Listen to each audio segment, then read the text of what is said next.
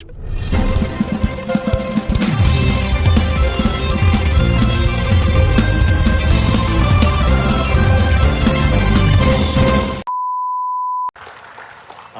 you for your introduction, Transportation Secretary Jimmy Bautista. Please take your seat. The excellencies of the Diplomatic Corps, our National Security Advisor, Secretary Clarita Carlos, our Special Assistant to the President, Secretary Antonio Lagdameo Jr., of course, Commandant Admiral Artemio Abu of the Philippine Coast Guard, members of the Senate and of the House of Representatives here present, officials, enlisted personnel, and, of course, the awardees for the 2022 Philippine Coast Guard celebration of its founding, my fellow workers in government, distinguished guests, ladies and gentlemen, good morning.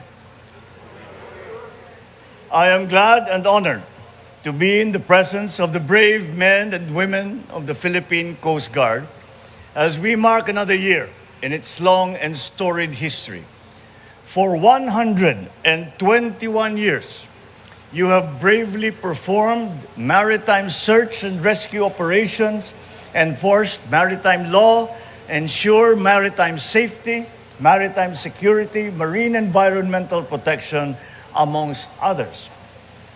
It makes us very proud to see how far the Philippine Coast Guard has come as this country's oldest and only humanitarian armed service since the inception of the Philippine Coast Guard in 1901.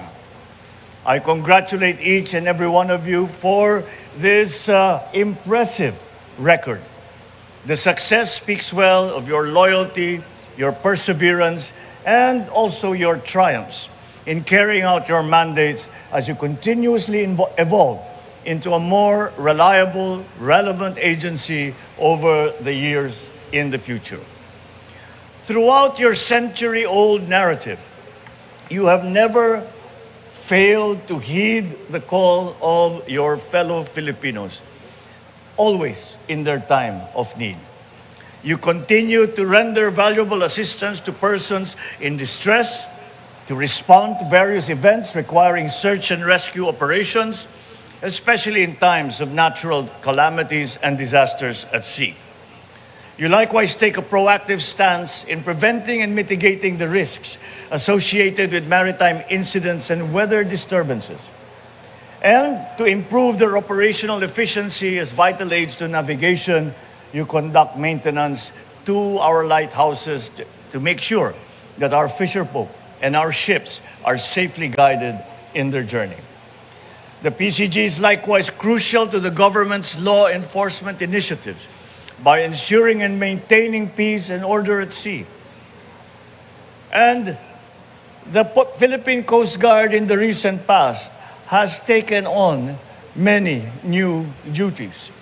Critical of that is now you are the front line in the defense of our maritime territory, in defense of our economic zones, in defense of our baselines. Although this may not have been originally part of the mission of the Philippine Coast Guard, you have nonetheless been performing that mission with honor, with skill, with dedication. And we and the rest of the government counts on you to continue that good work.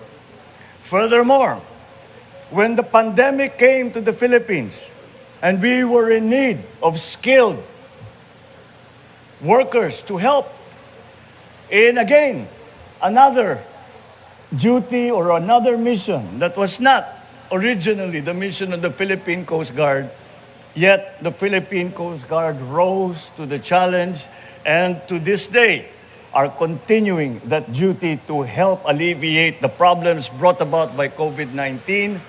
And in your duty and in your service, you have saved many, many lives. Once again, thank you for that service.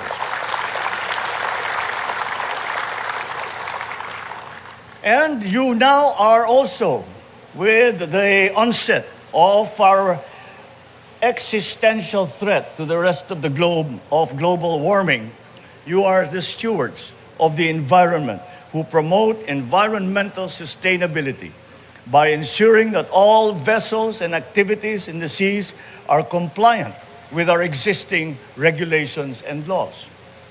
For all that you have done and that you continue to do, the entire Filipino nation is grateful. Ladies and gentlemen, they say that on our planet nothing is as vast and as deep as the oceans and seas that surround us. Yet, as I stand here before you, begging to differ, for I see something else that runs much deeper and knows no borders, and that is your love and dedication and sense of duty to your country and your spirit of service. Today, we may navigate the uncharted waters of the post-pandemic world. Uncertainties loom, new challenges rise from these times. But let us stand strong as one archipelago, one nation, one republic against these turbulent tides. As you fulfill your duty, know very well that you will never sail as a lone body in these unsettling waters. The entire force of the Filipino people will fuel your voyages, aiding you in your mission as you brave our seas and make a difference in the lives of the people that you serve. As your leader, I assure you that this administration will always be behind you, supportive of your efforts and initiatives to modernize the Philippine Coast Guard, which will redound to the better delivery of service to the nation. I urge you to continue your dedication and persistence in your duties and responsibilities and move full throttle towards the realization of your vision to be a world-class guardian of the sea, committed to save lives, assure safer maritime transportation, ensure cleaner seas, and secure maritime jurisdiction.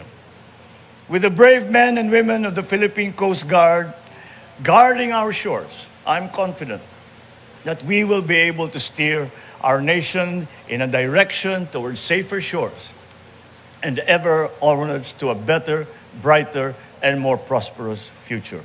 Maraming salamat po sa inyong lahat. Mabuhay ang Philippine Coast Guard. Magandang umaga po sa inyong lahat. Thank you, Mr. President. Sir, once again, let's give the President a big round of applause. Thank you very much, Batch 7. That concludes the photo opportunity together with our President. Let's give them a big round of applause. Once again, ladies and gentlemen, His Excellency President Ferdinand Romualdez Marcos Jr.